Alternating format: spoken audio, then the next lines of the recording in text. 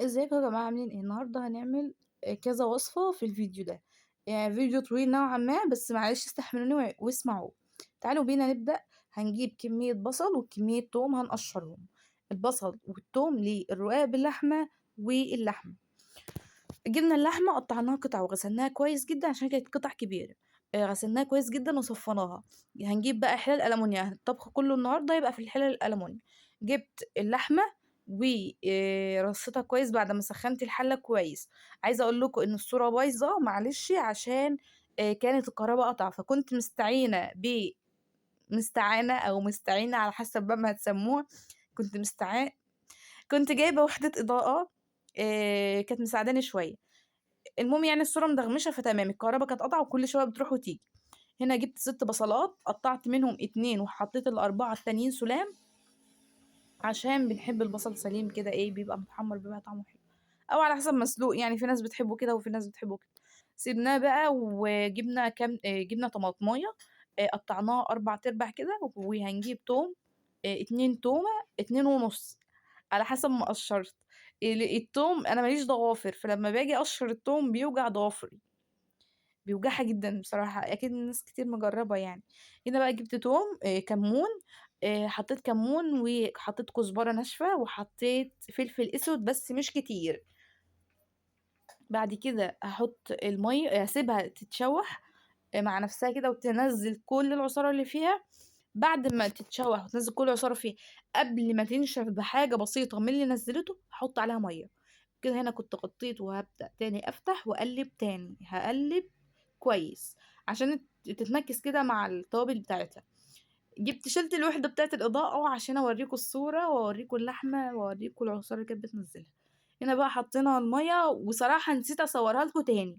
جبت هنا بصلتين، بصلة صغيرة وسط واحدة كبيرة، وقطعتهم مكعبات، وطماطماية وفلفل قطعته مكعبات. ده الايه ده للرق باللحمة، او بعيش باللحمة على حسب ما بتسموه. هنا جبت نص كيلو تقريبا، يعني هو اصلا مكتوب عليه تقريبا، فهو ما بيبقاش صافي اصلا. عايزه اقول لكم ان الطاسه دي اول استعمال، والله اول استعمال. مرضتش انزل التيفال عشان بتصعب عليا، تتخربش وكده، اصلا الطاسه مش من هنا، فبتبقى غاليه عليا شويه. هنا بقى جبت الزبده وحطيتها وجبت عليها بصل. البصل ده احط عليه توم بس اول ما يبدا يدبل، يعني احس ان هو دبل خلاص احط عليه التوم. كنت عايزة أصور لكم كل حاجة والله، خطوات والشوربة أول ما حطيتها، وعايزة أصور لكم كل حاجة، بس الكهربا مش مساعداني، الكهربا بتروح وتيجي، فكنت باصور بإيد واحدة والإيد التانية بتطبخ. هنا بقى كنت عمالة أقلب في البصل كويس، وبعد كده هاحط عليه لسه توم. جبت 2 توم قطعتهم وقلبتهم بقى لحد ما التوم ريحته طلعت، وأحط عليه اللحمة. هانزل باللحمة. اللحمة كانت بقري. اللحمة يا جماعة كانت بقري، عشان كده لونها فاتح وشكلها حلو. كانت فكة، كانت مجمدة لسه. اللحمة كانت مجمدة، عشان كده كنت بتك عليها عشان تفك. بعد ما بدأت بقى ان هي تفك السخونية، كانت عاملة مفعول صراحة، كانت كل شوية بتفك وكده. فبدأت بعد ما فكت بدأت ان انا احط عليها الطماطم والفلفل. بعد ما حطيت الطماطم والفلفل هديهم تقليبه، بعد ما اديهم تقليبه هحط بقى التوابل بتاعتها. عايزه اقول لكم ان الطاسه دي كانت ضيقه، فعشان هي اول استعمال وكده فقلت لا هستعملها، حتى لو ضيقه هستعملها، لان الطاسه التانية غاليه عليا، ما اقدرش ان انا احط فيها خربوش. رغم انها اتخربشت برضو مني قبل كده، كنت بعمل كريب وبقلب الكريب ما بقلبوش بقى معلقه خشب، ده انا بخليه بسكينه، راحت متخربشه. عايزه اقول لكم اتصدموا. انا بقى حطيت كمون واحط فلفل اسود وكزبره وملح وبابريكا. الفلفل الاسود مش هكتر، هو مجرد ما بيتحط عشان لو في اي ريحه غريبه في اللحمه فبيخلص عليها. بعد كده بقى نحط الملح. انا حطيت كتير ملح جدا، انا حطيت ادي 1، الملح التاني 2، 3 تقريبا او 3 ونص كده. لا هما 2. هبدأ ان انا احط كمان معلقة يبقوا 3، وكمان معلقة انا ما حطيتهاش ف4. فالاتنين اللي كانوا باقيين ما حطيتهمش مليانين، حاجات بسيطة كده، يدوب زيادات كنت بزودها على اللحمة طول ما انا بدوقها والاقي طعمها متغير. دي كده معلقة، مش معلقة كاملة كمان. هنا بقى كانت نزلت كل العصارة اللي فيها، فكنت عمالة اقلب فيها كده، وكانت ريحتها جامدة صراحة، كانت ريحتها عسل عسل. هنا بقى جبت بكرة رقاق، فكيتها. كانوا 11 رقة. أو 11 طبقة. هنا الصينية اللي أنا هاعمل فيها، وهنا الزبدة سيحتها وحطيت أول طبقة. طبعًا في الآخر في الآخر خالص دهنت زبدة أو سمنة. هنا بقى بين كل طبقة وطبقة هادهن. طب الطروف دي هاعمل فيها إيه؟ هاقطّعها وأحطها على الطروف اللي على اليمين المخلية دي زي ما أنتم شايفينها كده. بين طبقة وطبقة هادهن، عشان لو في دقيق أو في أي حاجة وحطيتهم سُلام ما يعجنش. حطيت اللحمة فردتها، بس مش النُص كيلو كلّه، أنا سِبت حوالي شوية صغيّرين، وما فيش أي فراغات فيها صراحة. كانت يعني لا هي كتير ولا هي شوية، كانت حلوة، كانت حلوة صراحة. هاحط بقى جبنة موتزاريلا ومش هاكتّر جبنة موتزاريلا، لأسباب يعني شخصية أو كده، مش لأسباب ولا حاجة، بس اللي هو الفكرة أنا حطيتها بس كتجربة. حطيت بقى الطبقات برضه تاني، هاحط الطبقات تاني، وبين كل طبقة وطبقة هادهن زبدة، يعني اللي عملته تحت هاعمله فوق. حطيت 5 تحت و5 فوق، والطبق شوفوا بقى قد إيه، يعني كنت عمّالة أنضّف فيه أصلًا، أمسحه قبل ما أحط. عايزة أقول لكم إن أنا كان حطيت تحت 5 وفوق 5، والطبقة ال11 اللي اتبقت حطيتها على الطرف الشمال وعلى الطرف اليمين، عشان ما يبقاش في فراغات. كمان الغلطة اللي أنتم ما تغلطوهاش اللي أنا غلطتها، لمّا تحطّوا الرقاق في الفرن تكونوا مهدّيين عليه أو مطفّيين الشواية ومعلّيين وشغّالين الشُعلة اللي تحت، بس تكون الشواية طافية. وأول ما يبدأ إن هو خلاص استوى أو اتلدِّن كويس، بتبدئي بقى تشغّلي الشواية تاني عشان ياخد لون، بس لو تشغّلي الشواية فبتكون واطية برضه. وكده بقى بدأت إن أنا أرصها كويس. بُصّوا صراحة عملتها نوعًا ما، أنا كنت عاملاها في رمضان كانت طعمها جامد، كان عندنا عزومة وأنا اللي قُلت لهم أنا هاعمله، فعملته وكان طعمه حلو. هنا بقى عملت رز بشعرية، جِبت على الشعرية معلقة سُكّر وهابدأ أقلّبهم. فايدة السُكّر إن هو بيخلّي الشعرية كلّها تبقى لون واحد، ماما اللي قايلة لي عليها صراحة، افتكاسة كده ماما اللي قايلة عليها، بس هي مش افتكاسة، هي حاجة بتساعد برضه إن الشعرية كلّها تكون لون واحد ويكون لونها حلو. بتتلوّن بسرعة، وبيكون طعمها حلو برضه، يعني بتساعد في الطعم مسكّر كده مع الرز. هنا بقى كانت برضه الكهربا كانت شغّالة، هنا بقى كانت الكهربا شغّالة الحمد لله ما قطعتش من بعديها. كده بقى شكل اللون الجولد بتاع الشعرية المقبول ده، هابدأ إن أنا أحُط عليها الرز. ما حدّش يقول لي أنتِ بتحُطّي الرز بإيدِك ليه؟ لإن كُلّنا بنحُط الرز بإيدينا، يعني مش عايزة الناس بتوع Egypt دول يلاقوهم في عندي يعني. هنا كنت باقلِّب، كنت أصلًا مقرّرة إن أنا هاطبخ في الحِلَل الألمونيا مش هانزّل التيفال. يعني كتجربة يعني أو كده. نرجع للزمن القديم. هنا بقى حطيت 2 مرقة وحطيت المَيّة وبدأت أقلِّب. خدوا بالكم إن أنا زوّدت مَيّة تاني، بس مش مَيّة اللي هو الكتير، حاجة بسيطة كده عشان الرز كان لسه في حاجة بسيطة من الحصى. هنا جِبت الرقاق بعد ما خلّص، هو احمَر منّي زيادة، بس عايزة أقول لكم إن هو كان طعمه حلو. واعملوا زي ما أنا قُلت لكم. هنا بقى الرز بعد ما طاب كان مفلفل كده وشكله حلو، وكان لسه برضه إيه، يا دوب على النار 5 دقايق كمان. هنا اللحمة بعد ما طابت وطفّيت عليها من بدري أوي صراحة، وكانت الشوربة حمرا وشكلها حلو، بس مش حمرا مأفورة أوي يعني. وأنا كنت رصّيت الأكل باستعجال، ماما كانت بتغرف معايا وأنا كنت واقفة أرُص وأصوّر. دي كانت فراخ يا جماعة، فراخ بلدي كانت محشية لسان عصفور، كنا عاملينها من قيمة يومين وفرّزناها وطلّعتها بقى حطيتها في الفرن تاني. آآ كنا غرفنا طبعًا كان في ناقص حاجات كتير أوي، ليمون بقى وزيتون وخيار وحاجات من دي، بس الاستعجال، عايزة أقول لكم الاستعجال ده وِحِش جدًا.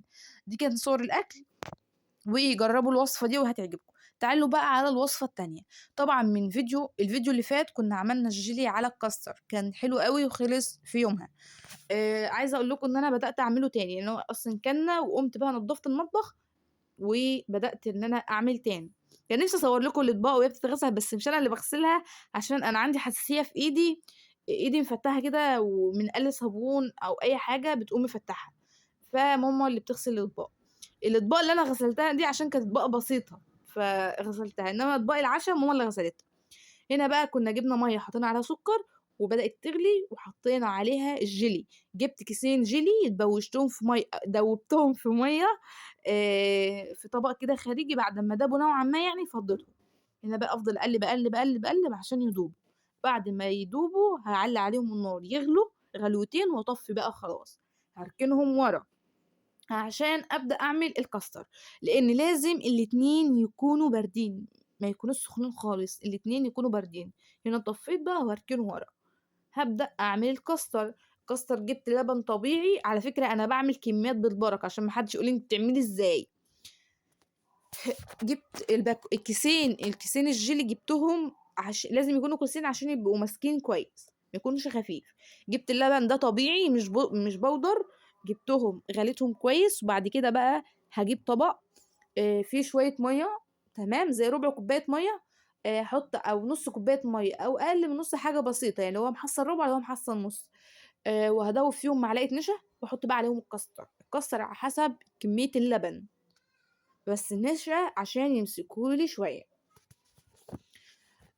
كمان لما فضيت ده برد وده برد، فضيتهم على بعض، اكتشفت ان انا ما كانش ينفع احط النشا، لان النشا تقلت معايا الكاستر، هو كان طعمه خفيف زي المره اللي فاتت، بس لقيت طبقين او 3 عاموا الكاستر عام فوق على الجيلي. هنا حطيت بقى الكاستر، حطيت 3 معالق اهو، وهبدا اقلبهم. ده 3 معالق للكميه ومعلقه النشا، فلو انت هتستغنى عن النشا تمام، مش هتستغني تمام. نوع الكاستر ده بيصفر، هو هنا ابيض بس لما بتحطيه في اللبن بيصفر، هتشوفوه دلوقتي. هو نوع مشهور جدا بس مش هقول عليه خالص. بدأت بان انا اقلب فيه كويس عشان ما يبقاش مكتل او مكلكع، اي حاجه يعني. هبدأ بقى ان انا اقلب اللبن كويس، طبعا هحط سكر هنا، يعني كنت حطيت سكر تقريبا كمان، وابدأ بقى ادوب، وبعد كده اول ما يبدأ ان هو غلي اصلا، فوطيت عليه. هنا بقى بعد ما يبدأ يغلي، حط بقى عليه النشا اللي احنا دوبناها في الاول، ويعني احطها بالتدريج عشان ما يكتلش معايا. كان نفسي برضه اصورها لكم، بس ايه، زي ما تقولوا مش مساعده، بس في كهرباء المره دي. انا بقى بعد ما غلى وحطيت عليه الكاستر وظبطته، في كل مره هحط فيها في الطبق هقلب عشان ما يكونش فيه كتل، يعني مش هامله الطبق، هحط يعني نص طبقه كاستر ونص تانية جيلي زي ما انتوا شايفينه كده. بعد كده بقى هحط كل الاطباق، هحطها كلها معاكم على فكره. الاطباق بعد ما حطيتها بقى رصيتها كده في جنب، واسيبها بقى تبرد، والجيلي بعد ما يبرد خالص هبدا افضيه. بس زي ما تقولوا الفيديو اللي فات كان شكله حلو، فالفيديو ده اكيد مش هيبقى شكله حلو، يعني الحلو ما بيكملش زي ما بيقولوا كده، عشان انا اول ما فضيت الجيلي على 3 اطباق كبار، لقيت الكاستر عام فوق على الجيلي، ما كانش شكله حلو، هوريهولكوا برضو. هنا بقى الاطباق الكبيره قلت لازم اعمل طبقين كبار عشان انا ايه، ما بحبش الاطباق الصغيره دي. هنا بقى كنت بعد ما خلصت عملت شاي، كنت عملت 3 كوبايات شاي. يا جماعه احنا عندنا كاتل وبنغلي فيه والله، بس الميه بتاعه الكنكه بتاعه الكنكه لما تحطي فيها ميه وتغليها على النار بتبقى ليها طعم تاني في الشاي، بقى الشاي مهما تخففي فيه فشكله تقيل. هنا بقى شفتوا الطبق بقى عم على وشي كده وكان شكله رخيم. المهم يعني ان هو كان طعمه حلو، على فكره انا كنت مش مقلله الكاستر ومزوده جيلي عشان احنا بنحب الجيلي شويه. عايزه اقول لكم انه 3 كوبايات شاي 2 اتشربوا، واحمد اخويا مرضاش يشرب، كنت عايزه ادفعه ثمنها صراحه.